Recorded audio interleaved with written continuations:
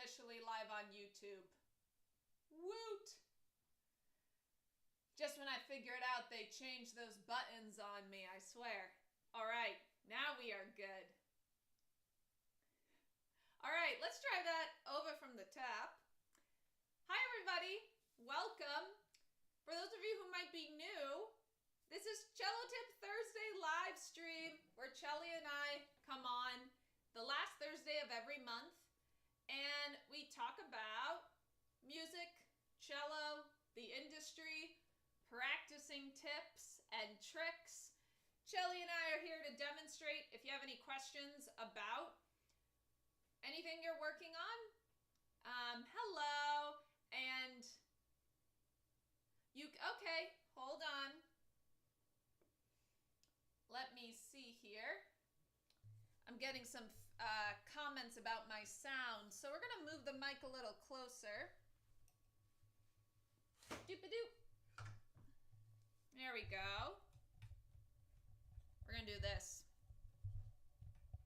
Telling you, it's always a live production where you gotta improv sometimes. So while I'm fixing this mic, sorry, you might be hearing it on YouTube a little bit. There we go.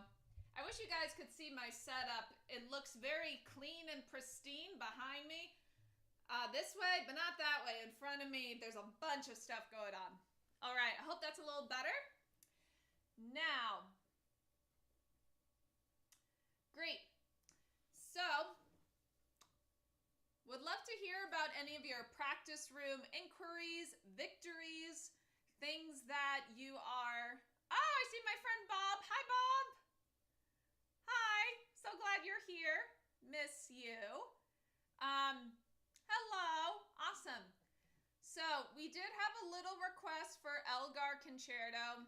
I'm feeling a little generous. I might play it. Normally I don't do requests on these live streams, but hearing Elgar, the opening, might be beneficial in some fashion. So here we go. Here we go.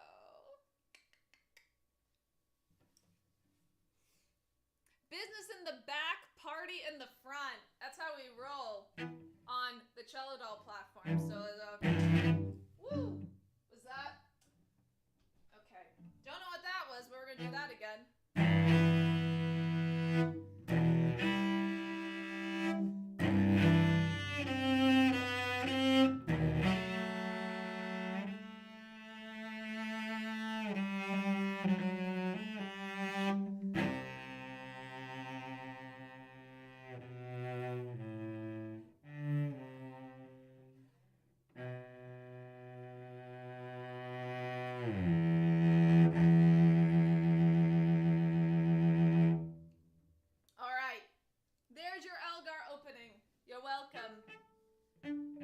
I live for that rumbling low E at the end. Ah, it's so good. It's so good. Exactly. Someone said yummy bass. Yes, it is yummy bass. Yes. Awesome. Yes, that was a little teaser. I hope you're still online. I played your request. Radio 201. I hope you're still there. Okay. Awesome. So we have our first question other than Elgar requests. Can you please demonstrate the correct wrist position and tips on how to keep it relaxed and mobile when playing? So I'm assuming you mean the right wrist. Maybe. We're going to start with the right wrist because there's tips for both. So if it's the other one, we'll just switch. So, yes, bow hand wrist flexibility is so crucial. Yeah, the bow wrist. Okay. So kind of the first step is you can get that away from the cello. So we've talked about this kind of tactic before when you're working on the bow hold. You loop the tip in your thumb. So if you're doing a bunch of stuff here and you drop it, you can catch it safely and not drop your bow on the floor a bunch. Just be careful that you're not gripping onto the hair we want to keep our hand oils off of our bow hair. So you're going to loop the thumb and get your bow hand shape. And we can do some wrist and finger work at the same time. So I'm dipping down with my wrist gently. You don't want to tighten up here. It's not rigid. And you straighten it, dip it down. And you notice when I dip it down, I'm also flattening my fingers because the bow, wrist, and fingers work together. So we can exercise them at the same time. And then when you pick up the wrist, you curl the fingers. So curling for up high, reaching for down low, curling up high, reaching for down low. And you can see a lot of this motion is mostly the fingers, and the wrist is kind of along for the ride. I mean, you can do some wrist warm-up, but what I worry about is your fingers kind of going all over the place. So I'd rather do slow and controlled, big emphasis on the fingers and the wrist coming along. So that way you're getting finger flexibility and wrist flexibility. If one of them gets locked up, it's hard for the other to happen. So that's why I think it's good to work on them in tandem. So, yes. Okay. So then when you go onto the cello itself, you can start on a higher string and practice dipping down. You notice there's not that much distance, right, between between any of the strings. There's not a lot of distance, so it's going to be a much smaller motion than when you're up in the air, kind of freestyling like this. So it's a little, and you'll hear the strings kind of sounding a little bit. That's okay. Then you go on to the next. And then G and C. Okay? And then one thing I like to do is, thanks to Mr. Peter Howard, one of my amazing mentors who totally changed the game on my bow hand. I talk about him all the time because he's so influential in how I view the bow hand on cello. But this is something he worked on with me a ton, and it's first doing, they're going to sound, it's not going to be the most beautiful sound you've ever heard because it's a very isolated motion. We're really focusing on the fingers. So you see they're going to straighten this way on the down bow and then curl again on the up bow. And my wrist also does a little flick as well. So flick, fingers are flat. Go back, fingers are curved. So it's kind of like this motion. Again, the wrist and the fingers in tandem is great to practice together.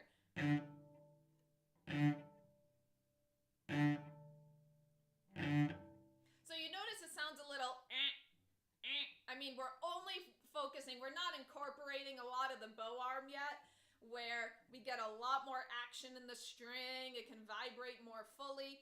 So this is an exercise, grain of salt. If it sounds a little honky, that's okay. It's just a small warm up.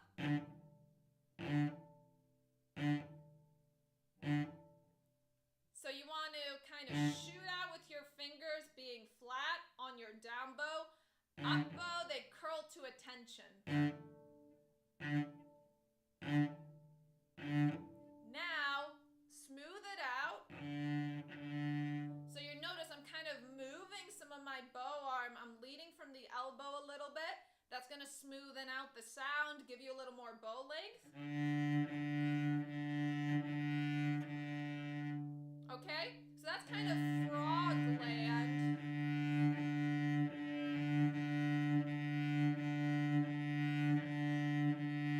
And you can do this on any string. I tend to tell people to start with the D string. It's not the thickest string, so there's not a lot of resistance. Excuse me. It's a little more what's the word I'm looking for? Not forgiving, but it's kind of, there's less resistance on a thinner string, so you can bow it a little easier. It will sound easier. And it's kind of in the middle of your setup, so we're not worrying about too many angles. So I would start on the D or G string.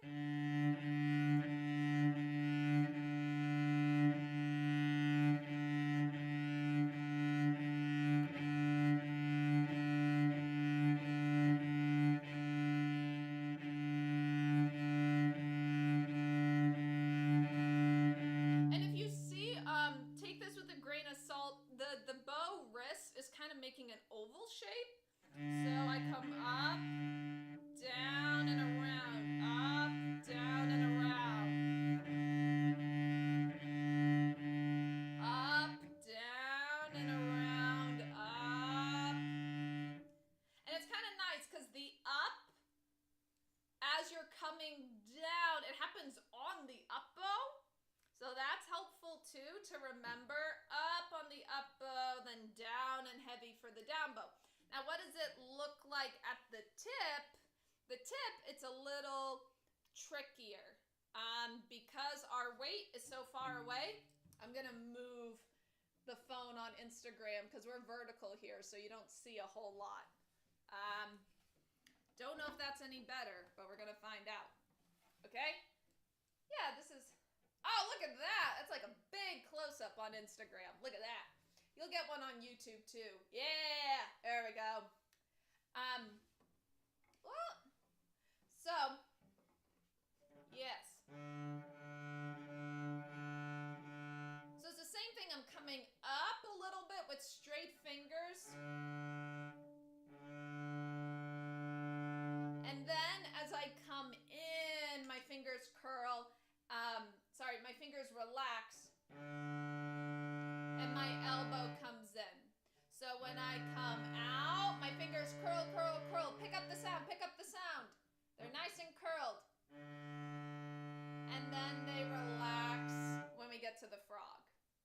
Okay, so if we were going to use our circle analogy, we come up, and then we're going to come around for our circle or oval. And you can see, oh, you're most welcome. So you can see because we're at the tip, the process is much more stretched out. And the motion is going to be much more subtle than if we were just sticking around at the frog. If we're sticking around at the frog, you see a lot of circle action happening. But when we're kind of our arms extended out, it's a lot more subtle. Again, because everything is kind of extended out. And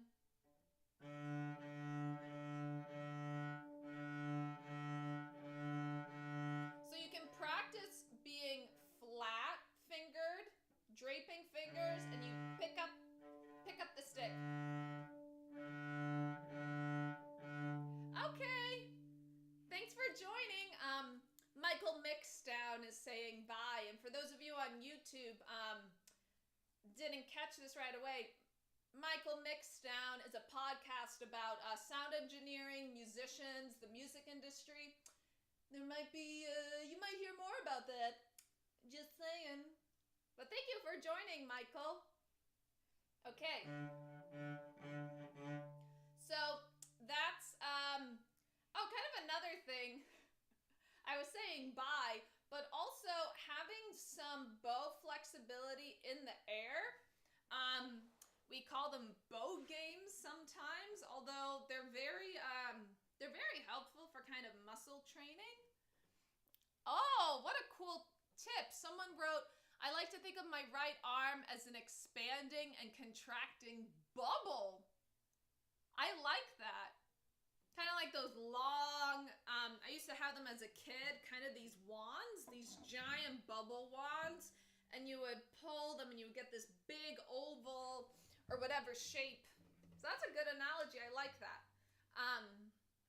So yeah, you can also do some bow games.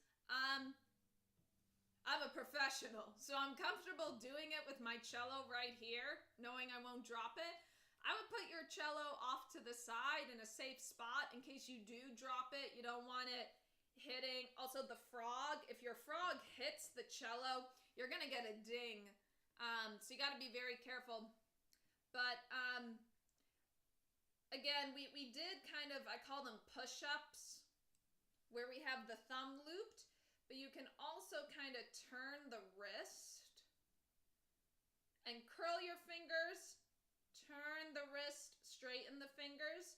That's another thing you can do as kind of some flexibility. And again, you're doing something with the wrist and the fingers. We want to marry that relationship between them. So like that. Just something where you're thinking about the wrist and the fingers together, because they always are working together when you play. Again, you can have a very flexible, loose wrist, and if the fingers are clenched and frozen, it's not going to last very long. They have to both be malleable and flexible together. So it's kind of an impromptu bow game where you turn the wrist like that, turn it. Now granted, the bow, we don't really play sideways like this, but we just want to really explore tons of ways to relate the wrist to the finger. So you can do that. There's another one where you kind of, the tip is going to go away, well, away from you, towards you, away from you, towards you. And that happens by turning the wrist side to side. And you notice when it's close to me, my fingers curl. And then this one, you can't really go too far. It's kind of, I can feel it in my wrist is working for sure. So just a couple of these gentle little pivots. Awesome. Great. That was a big deep dive into some of the bow hand stuff. Awesome. Oh, the other one is the spider. But this is more for fingers. The wrist isn't supposed to be very active, where you crawl up the bow. And I think sometimes we used to tell people it was like a spider coming up a pipe or coming up the wall. So that's a great one for finger mobility. And the harder one is going back down. Because the frog is much heavier. And it's at the bottom. Ooh. It's good though. It's all good for you. Oh. And you see like people, their bows going wild and you want to try to keep it still. So I'm trying my best here. It really gives your pinky a workout because the pinky kind of moves first and reaches, and the rest of the fingers come along. I'm too far into it. I gotta get to the bottom. I'm too far, too committed. Where are those questions at, my dolls? I'm waiting. I'm waiting for some of those questions. Oh, I'm almost there. Oh. People who just joined are like, what in the world is she doing? Spider crawls. Yes, I did it.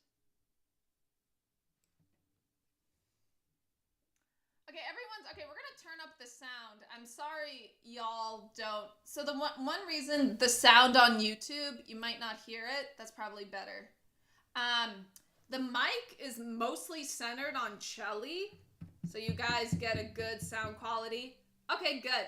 I turned it up for the speaking, but the cello's primarily mic'd.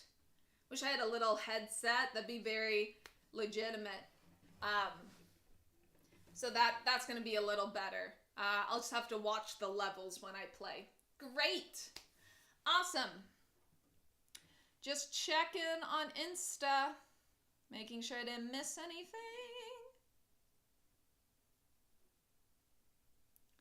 Cool. Cool. Nice. All right. Ooh, we got a question from Instagram. Oh, okay. I was just talking about this the other day with a student. My thumb keeps slipping into the curve of the frog. It bends and starts to hurt, so I reset. Any way to avoid the slipping of the thumb? That is an awesome question, actually. So what I'm gonna do, I have a nice little rug on the floor, so I'm gonna, or no, I don't have to do that, because I have my handy dandy cello stand right here. Okay. We're gonna talk about the bow mainly. This is an excellent question. Okay. So, what this doll is talking about, so when you're holding the bow hand shape, you don't really see the thumb, so we're going to kind of flip around here, and we're going to get up close. Ugh. So what's happening is their thumb is kind of popping through this right here. I'm going to also switch views on YouTube to make sure, yeah. So it's kind of slipping in this spot right here. So what are the reasons for that?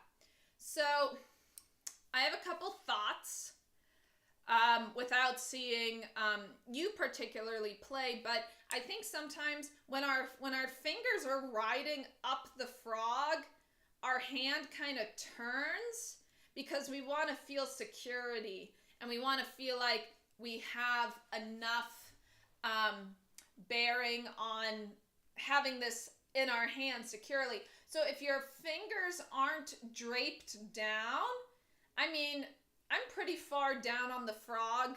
Again, it depends on your hand shape, but a lot of people when they first start are afraid to really drape the fingers over. And if the finger is high, the thumb might kind of peek in so that we get a better grip. So that's kind of the first thing I would say is check on how your hand is draping on the frog. Another thing could be, let me see. So we talked about that one. Oh, the other thing is if your wrist caves in. So if, oh yes, Eureka! Yeah, so the other thing too is if your wrist, you can really see it from the side here.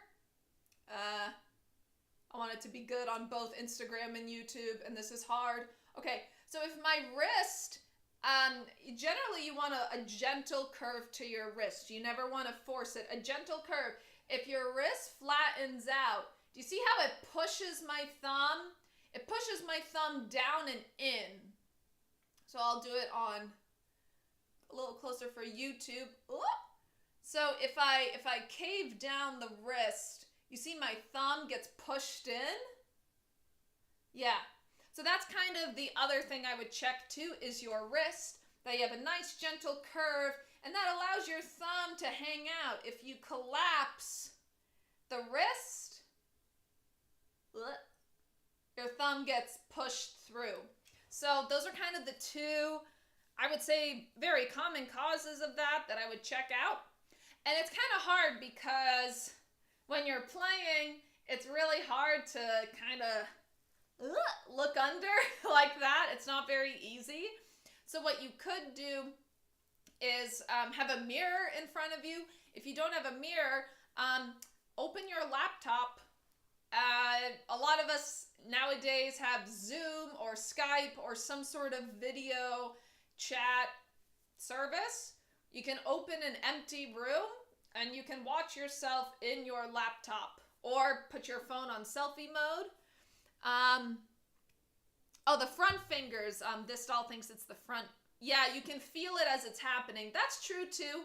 That means you have excellent self-awareness. Sometimes as repertoire gets harder or there's more notes and shifting to manage, sometimes it's hard to feel those things in the moment. So it all depends on what you're playing. If you're playing something that you're very familiar with, sure, you'll have more awareness and feel. But yeah, I mean, feeling the bow hand or the bow, like you might drop it, you do notice that pretty quickly. Sure. Good. You're welcome. That's a great question. I think it's a more common problem than people talk about, is having the thumb slip in. Because I mean, it's a gap. And a lot of people think, well, that's where my thumb goes. It seems intuitive, but no, you have to rest on the little knob. You want to just be touching the corner. You don't want to go in the gap at all. But I get it. It seems intuitive that you want to put your thumb in there. Nope. Great. Great question. Cool. Awesome. Great, great, great. Just checking the chats. Ooh, sorry. I just bumped my mic. Great. That's a great question. What else? What else? I just realized I look so coordinated with my background and my water. I just thought pink was nice for April.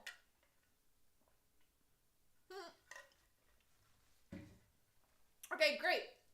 So, I'll keep an eye out on the chat for more questions. What I like to do is just bring up something that I've encountered teaching, or kind of an idea.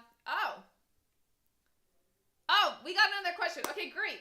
Also, something else.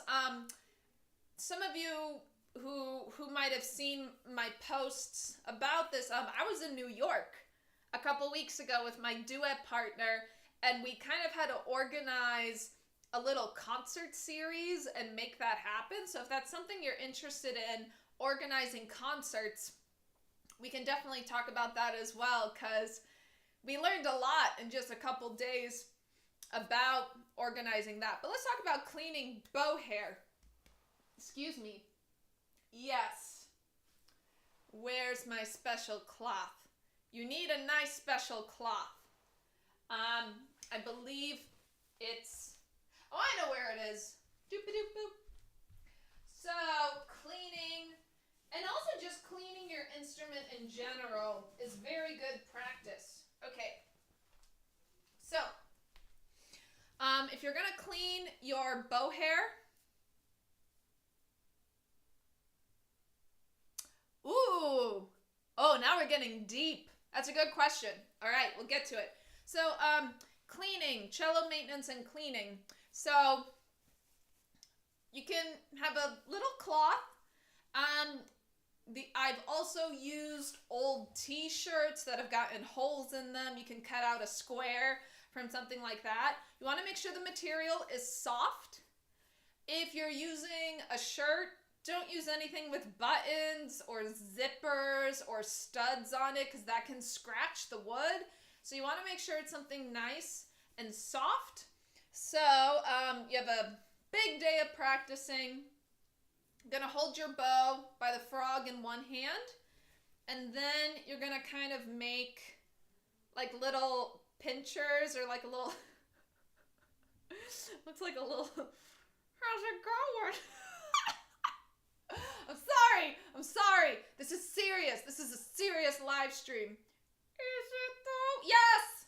Yes, it is serious. Okay, so you're gonna take I have my thumb and pointer finger. I don't know what's in the air today, man. So you're gonna hold on to the wood with all I just see is that little mouth. And you're gonna wipe. You don't want to squeeze the wood too hard, but just a little bit. So I'm going like this on the wood, and then I like to take my pointer finger and do the back of the hair like this. So I'm being very gentle, and that's going to clean the rosin dust.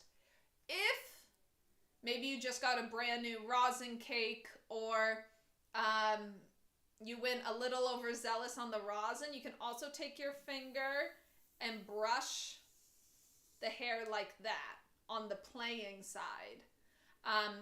Just do that a couple times. And why do we do this? Well, rosin gives off rosin dust. And I mean, rosin is basically tree resin.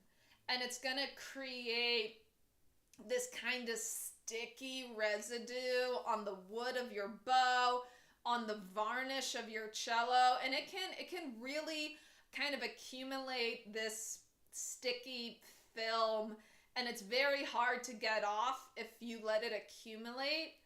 You don't want to damage the varnish. So I just cleaned my bow. While we're at it, let's give Chelly a little clean too.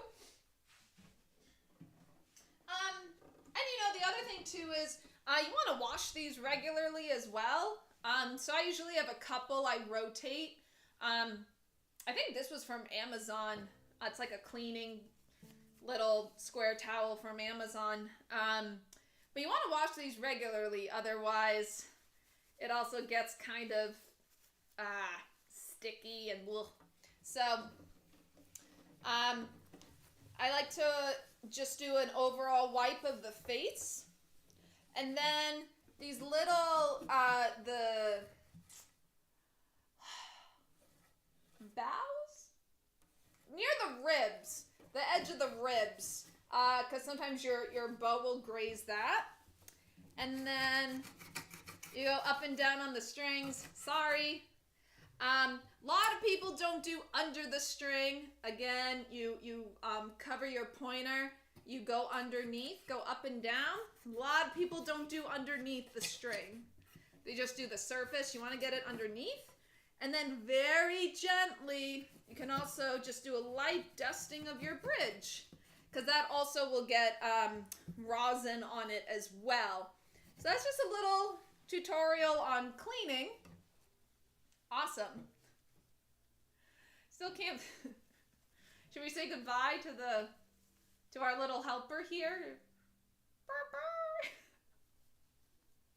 Sorry. I'm a professional. Okay. Boop. So that's a little bit of cleaning. Awesome. Great question.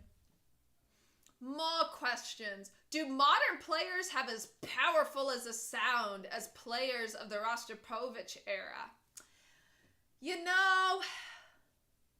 Gotta put me on the spot with a subjective question like that. I think you're gonna get different answers to this question, honestly.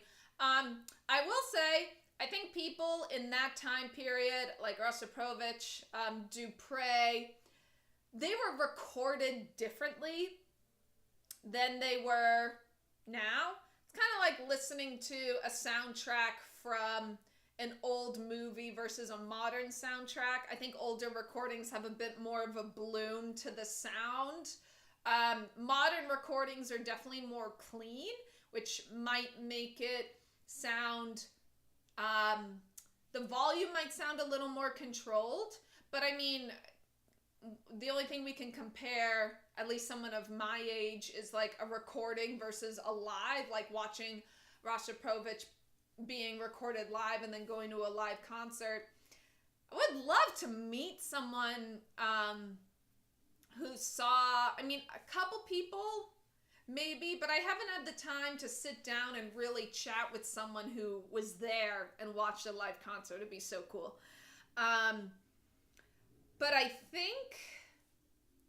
definitely think there was a huge emphasis in that time on emotional playing and emotive playing and dramatic theatrical playing, especially with people like Dupre on the scene. I don't know if that's because of, societal history, where we were in society at that time. People just felt this big urge to be expressive, and it came out in art and music making. I don't know. There's often a lot of links between performance practices and history of the time, for sure. But I think we're kind of, and I know this might be a hot take. Oh, hello. We have a doll from Brazil. Oh, someone made a point. Both would have also used gut strings. Yeah, I don't know. Gut strings do tend to be quieter, so I'm not sure. The quality of sound would definitely be different. But I definitely think we are in an era kind of in the early 2000s, I found there was a huge, there was a huge emphasis on technical playing, precision, rhythm, intonation, and those things are very, very important. Don't get me wrong. But I definitely think we're in a time... What's going on, YouTube? Come on, YouTube. Don't do this to me.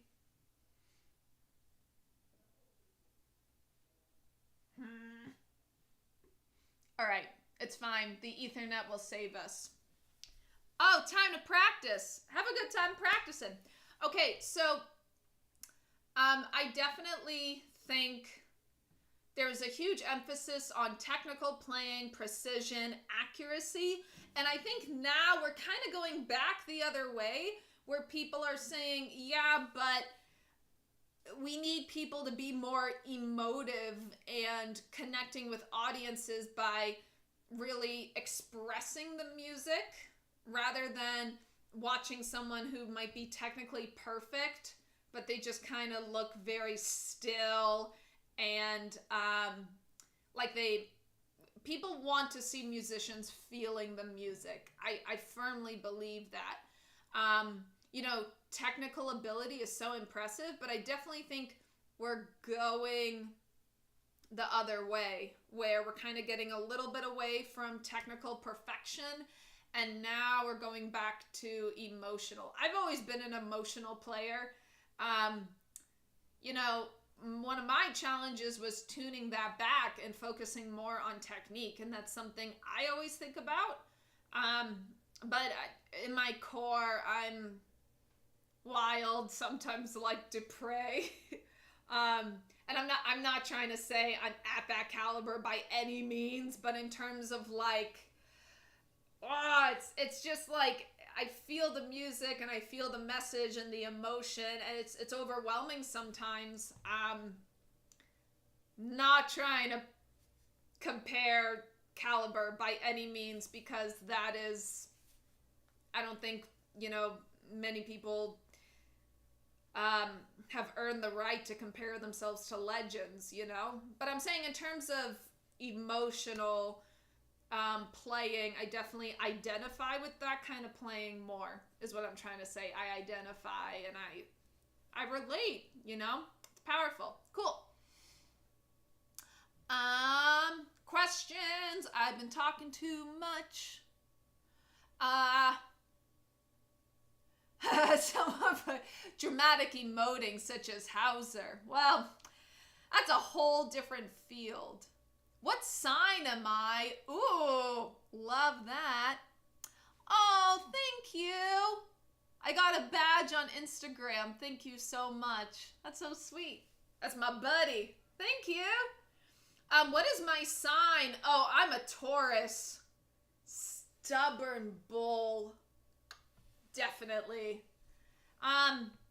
Yeah, I'm definitely stubborn. If I want something, I go out for it. I work very hard, almost too hard. And I really go in, all in for something if I really want it and believe in it. So I'm a Taurus for sure. All right. How do you know when it's a good time to replace? Yes, my birthday is coming up, actually. Oh, yeah, I forgot. I had a friend ask me, and I was like, oh yeah, forgot about my birthday. Good time to replace bow hair. My teacher claims mine is still good, but it's getting a little yellowish. Yeah, not so much on color, unless you're really getting kind of brown, gray dirt by the frog. It's kind of more like feel. And if you find you have to rosin your bow a lot, if you find you're rosining it significantly more than usual for it to get clean contact with the string, if you find you're really going to the rosin a lot, that's a sign. I will say, when, oh, thank you so much. Oh, early birthday donation. Thank you. I'm gonna give that a heart. Thank you so much. Love it. That's very generous of you. Thank you. Yeah, so if you're rosining your bow a lot, or if you hear that sound a lot and you're being very heavy with your elbow, I find I can tell when my hair is getting dull if I can't sink into the string and be articulate, or I find, again, I'm rosining a ton, or my bow changes are kind of swishy, and I don't sink in my normal way. Yeah. So trust your ears, trust how the bow feels, not necessarily the color. Again, unless you're accumulating a lot of dirt and it's like brown, gray by the bottom. Ugh. I will say, I play, a few hours every day, except for my day off. But as a full-time playing, oh, you're fine. Every little bit. Well, I'll get back to that in a sec. That's very nice.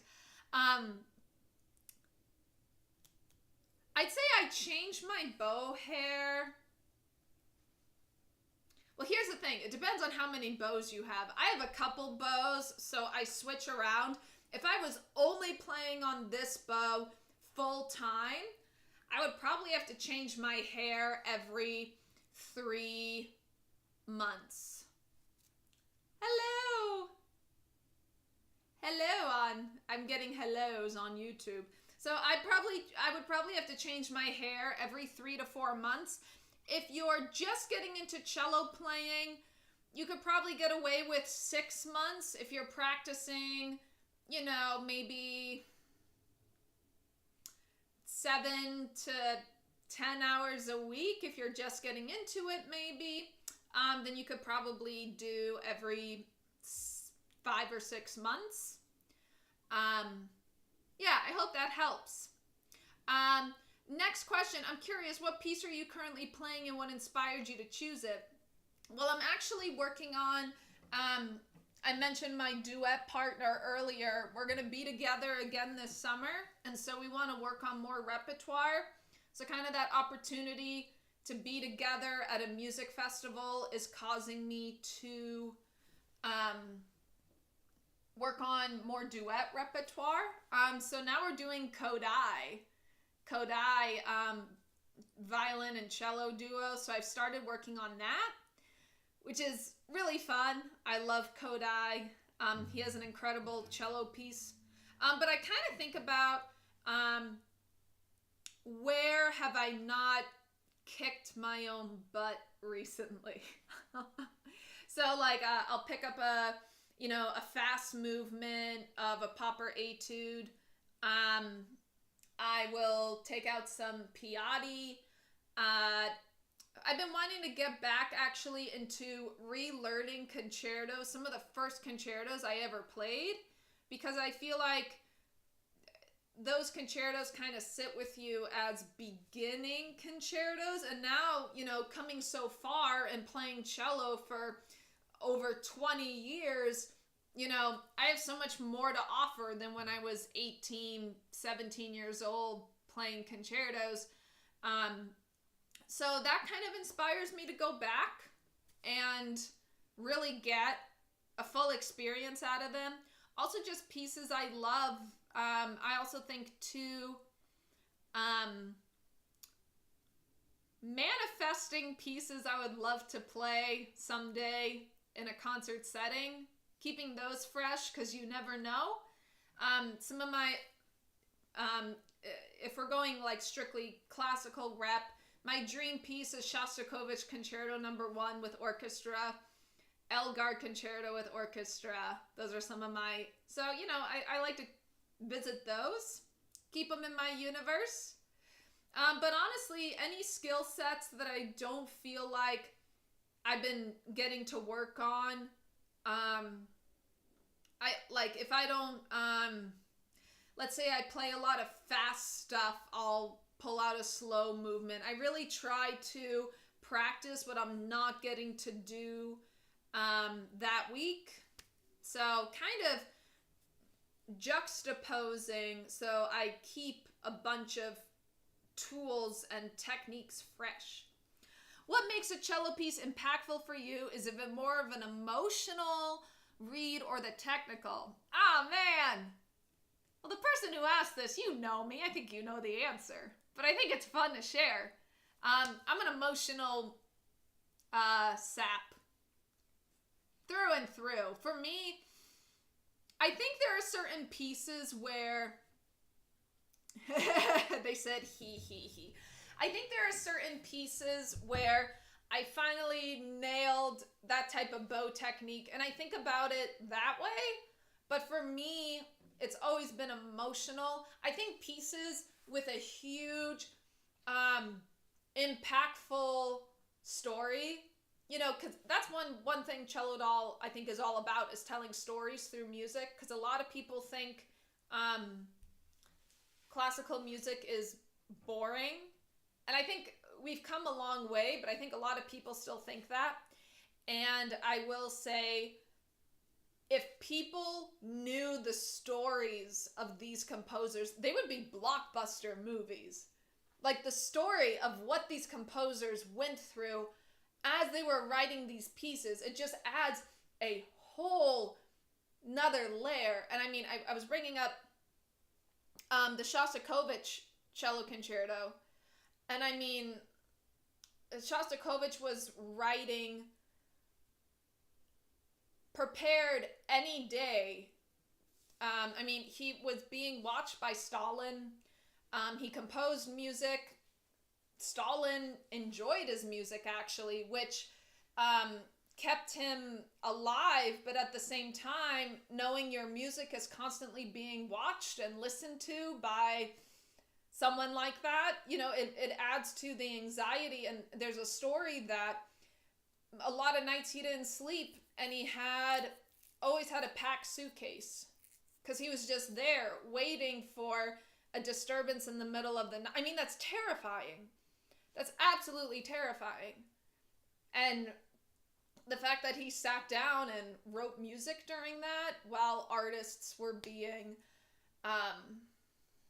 you know, horrible things were happening to artists that weren't matching what was wanted at the time. It's very terrifying. And so I think having those stories, even though, you know, a lot of us grow up with a lot of privilege, we don't experience things like that.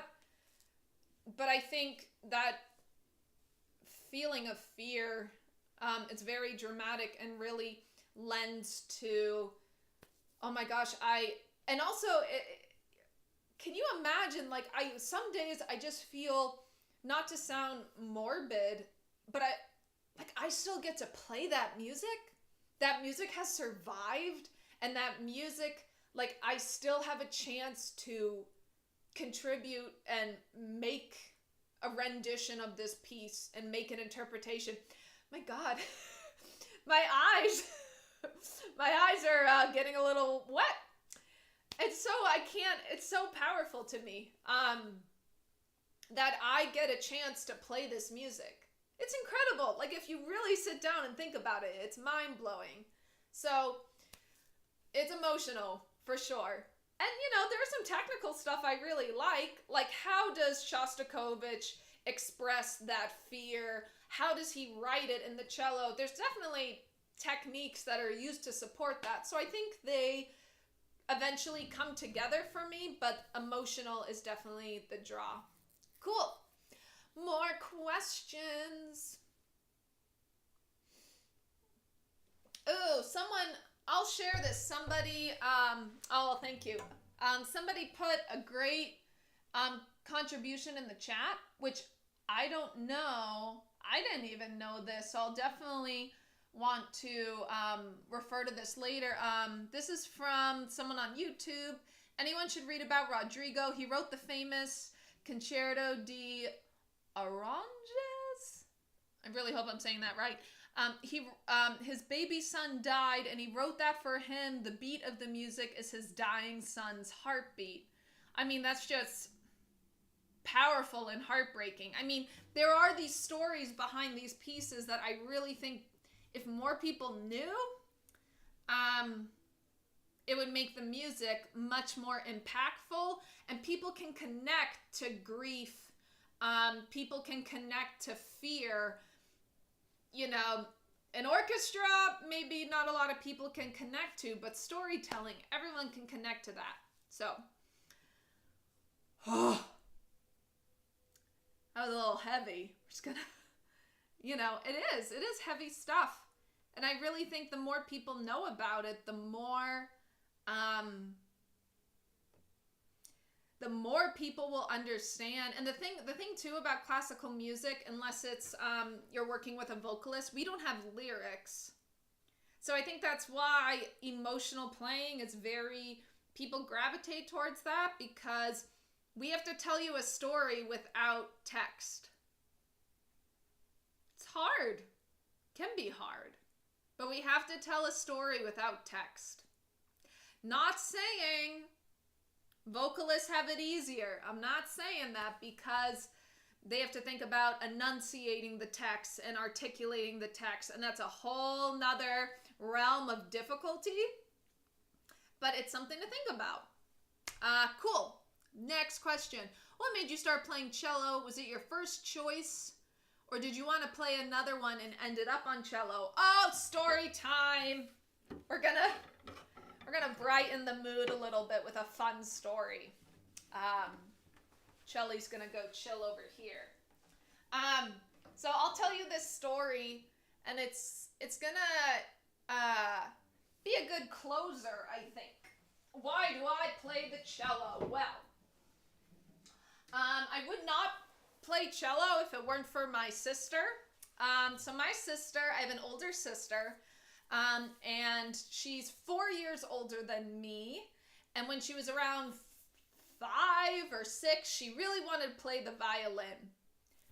Don't ask us why, because we have a couple musicians in our family, but it's all pretty distant.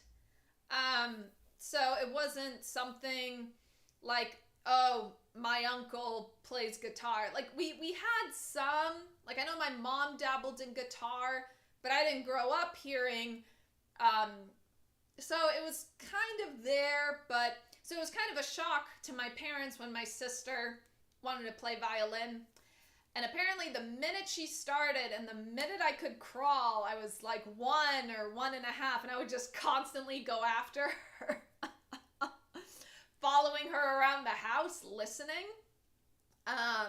to her practice. And so one day,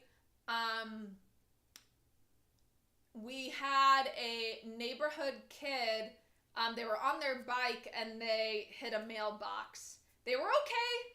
Everyone was fine. No one, nothing serious. But they kind of spun out. And so my mom and sister went out to see what had happened, and my sister put the violin down. And so my mom and sister are out helping this kid, and my mom hears the violin from outside, and she goes, well, the violinist is outside, so what's going on? And they went inside, and apparently I had taken the violin, held it vertically, and was going with her violin. And so then the big joke in the family was I was born to play cello because I was 2. And I mean, I give my mom a lot of kudos because she didn't force me into it at all whatsoever. She waited until, it was a while. I was 8 when I finally said, I really want to commit. I really want to try this. What's the worst that could happen? I get committed for life to cello. Well, it's not the worst thing. It's a beautiful blessing. And so That's why it was cello. Yeah. So it's kind of one of these, it's kind of an uncanny series of events that just set up everything. For me to find cello. And my sister was a huge part of that. So, yeah. So that's kind of the story.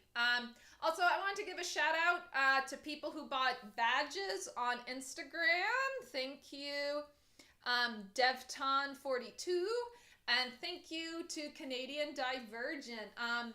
And they put a sweet note saying it's not much, but thanks for what you do. It doesn't matter, every little bit helps, and that's huge, So I really appreciate you both. That's very, very thoughtful, very, very sweet. And again, just a thank you and something like that, of course that means a lot. It doesn't matter the amount, so thank you. And again, if any of you want to donate to help go towards these streams or future cello doll projects, I gotta be on the right side. On YouTube, there's a little sticker here with my virtual tip jar. If you're on Instagram, you go to my bio link. I have my virtual tip jar there as well, the Venmo and PayPal. So you can go to my bio link and it'll be there if you want to donate. It's always something, no one's obligated, of course, but be great to have for it to go towards projects, because I got some stuff cooking up for May, and I'm so excited. I just finished a big recording project this week, so more coming soon. All right, my dolls. This was wonderful. I love it when we talk about cello and music, and when we go a little deeper than that, I think it's important, and I think having these conversations and a safe space to have these conversations is what is going to develop the understanding of classical music, instrumental music, even just like how you perceive genres you don't understand outside of classical music. Like every genre has a story and a message. So I think the more we have these conversations, the better it is for the industry in general. So thank you all for sharing that today. And thank you for joining our Cello Tip Thursday live stream. Again, we do these on the last Thursday of every single month. So the next one, oh, thank you. The next one is going to be in May. I gotta think about the date, because maybe it's my birthday month. Maybe I can put, maybe I'll do something for my birthday month or not. I'm not sure yet. But yeah, thank you all so much for being here. And we'll see you. No worries. You all are most welcome. Thank you for the thank yous, and thank you for being here. If you guys weren't here, I would just be on a stream by myself. And that's not fun. So you all highly contribute to these streams. So thank you so much, and we'll see you next month. Bye.